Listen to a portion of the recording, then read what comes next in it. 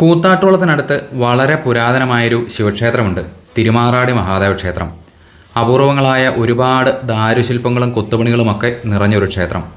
ക്ഷേത്രത്തിൻ്റെ ഐതിഹ്യമല്ല പറയാൻ പോകുന്നത്. ഇവിടെ ഒരു പറയുണ്ട്, അതായത് നെല്ലുമരിയുമൊക്കെ അളക്കാനുള്ള പറ. പറകൾ നമ്മൾ ധാരാളം കണ്ടിട്ടുമുണ്ടല്ലോ. പക്ഷേ ഈ ഒരു പറയ്ക്ക് മറ്റു ചില പ്രത്യേകതകൾ കൂടിയുണ്ട്. ഇതിന് രാവിലെ ഒരളവും വൈകുന്നേരം മറ്റൊരളവുമായിരിക്കും.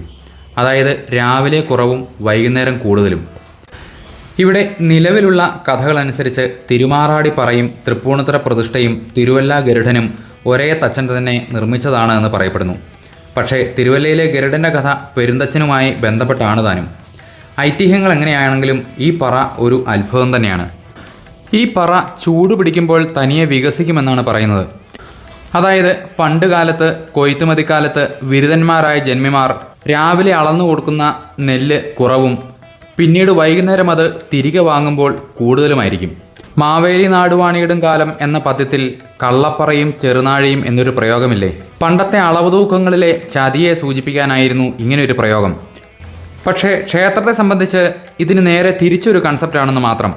അതായത് ഭക്തർ എന്ത് ക്ഷേത്രത്തിലേക്ക് സമർപ്പിക്കുന്നുവോ അതിലും ഇരട്ടിയായി ഭഗവാൻ തിരികെ നൽകും എന്നൊരു സങ്കല്പമാണ് ഇതിന് പുറകിൽ.